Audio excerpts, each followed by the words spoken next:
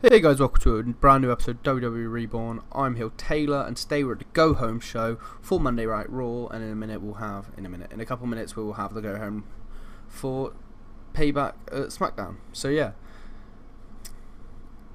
pre-show match, nothing special here, no chemistry notes. Yeah, AJ Styles and Zack Ryder beat everyone else. Cool, 78B. So 100 days to off for the opener. Raw opens with Kevin Owens making his way to the ring with a microphone in his hand to reply to Kofi Kingston.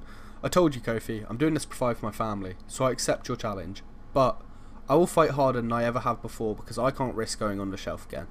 Good luck, Kofi. You'll need it. Also, just a quick note on this episode of Raw. I really spunked out all my ideas and angles in the first 3 weeks, which really wasn't many to build to this pay-per-view. And it kind of screwed me over for this episode of Raw. So a lot of it is just recaps and hypes and a couple matches here and there. Yeah, that's it really. To a 66C plus then, in about had decent wrestling and not much heat. Riot Squad defeat Bayley and Becky Lynch when Liv Morgan defeat Bayley by submission after blatantly cheating. Also in this, another point is... hold on, wait, I'm not dumb.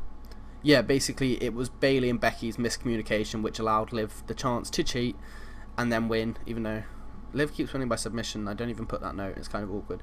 84 for Becky, 54 for Bayley, 51 for Sarah, 44 for Liv. Riot Squad are getting better. This should definitely boost them as well. Getting a win over Becky and Bayley here, 60 plus. To an 87B plus then, backstage Andrade and Zelina Vega are being interviewed by Charlie Caruso. Charlie asks Andrade, do you feel confident going into your match with Rollins at Extreme Rules? Andrade scoffs and Zelina replies for him. Andrade is more confident than ever before. Seth seems to think he has all the advantages, but he's wrong. Andrade has the brains over Seth Rollins, and Seth may think it's 2 curb stomps and done, but but he doesn't realise Andrade is smart enough to not make that possible. To make that not possible. Yeah, kind of dumb English there, but yeah, 87B plus. Into a 38D minus. Bloody quality match this was, wasn't it? Terrible match. Mojo Rawley defeated Connor in 3 minutes 16 seconds by submission. Obviously this match took a little bit longer than normal, but Victor ran in and, well, Victor like distracted and hit Mojo and stuff along the way. So yeah, that's it. But yeah, after the match Mojo tries to leave. After the match as Mojo tries to leave, the Ascension attack him from behind. The numbers game proves to be too much for Mojo as they beat him down. So yeah, 52D plus. To a 72B minus then.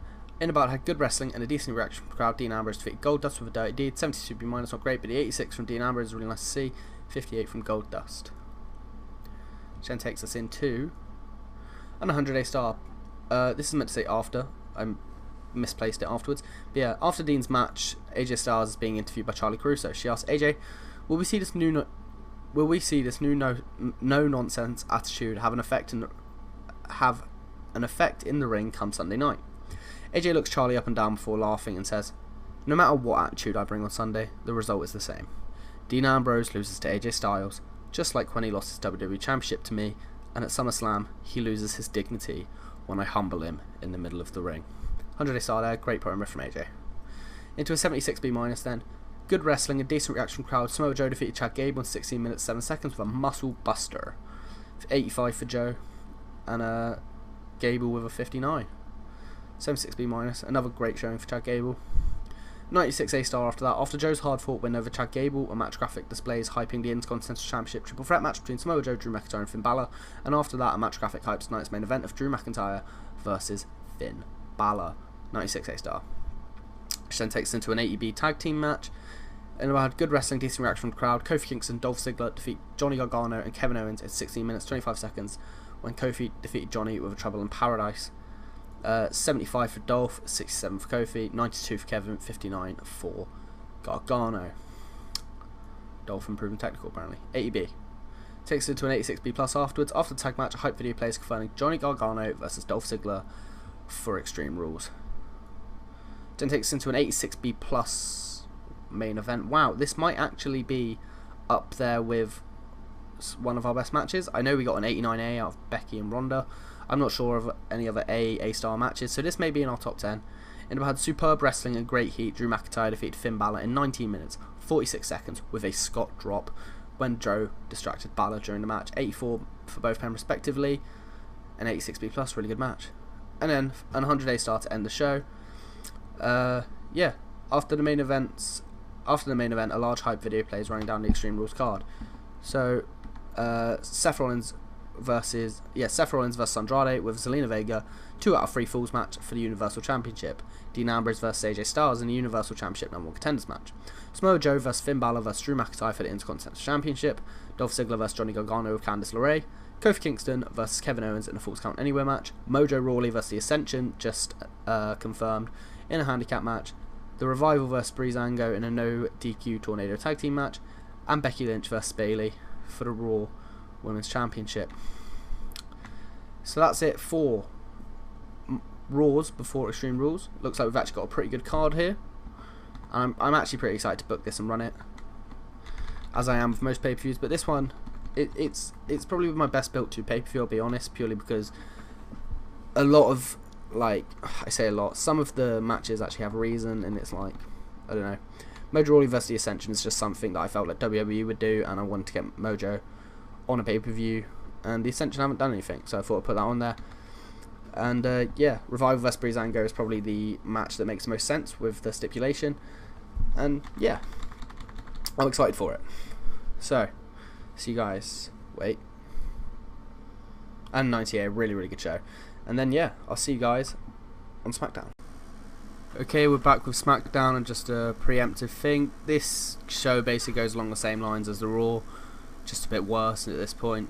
I really lost all ideas. So, pre-show match, as per usual, and no chemistry notes. So, 100 Days started, and SmackDown opens with Bray Wyatt, Daniel Bryan, and Triple H in the ring, and Brock Lesnar's music plays.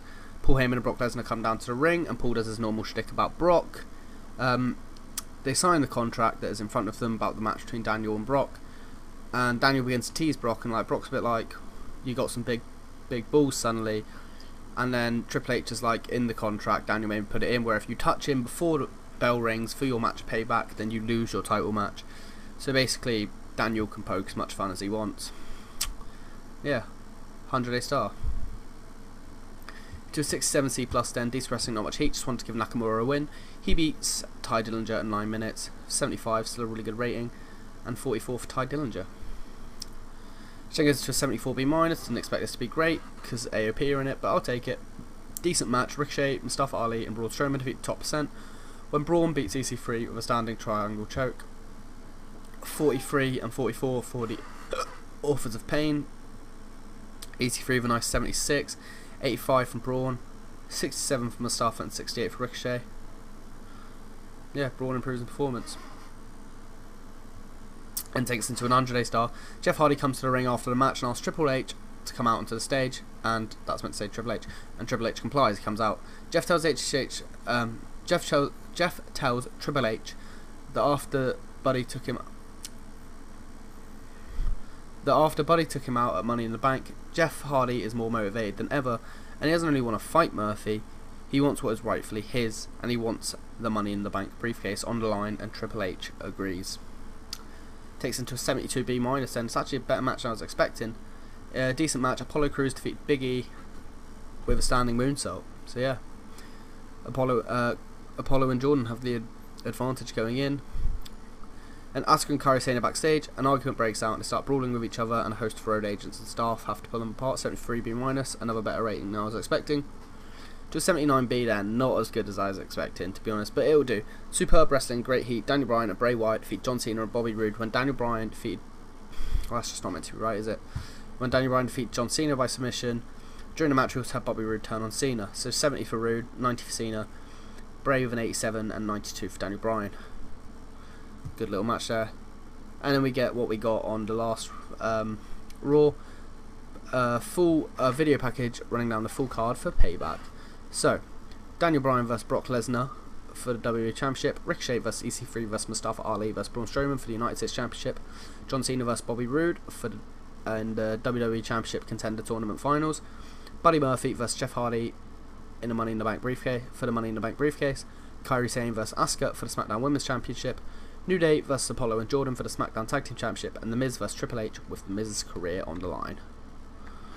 So yeah, 99A start. We end the show with NA5P Plus, another good show. I hope you guys enjoyed this episode of WWE Reborn. If you did, go ahead and leave a like and subscribe. Support's greatly appreciated. and I'll see you on 205 Live.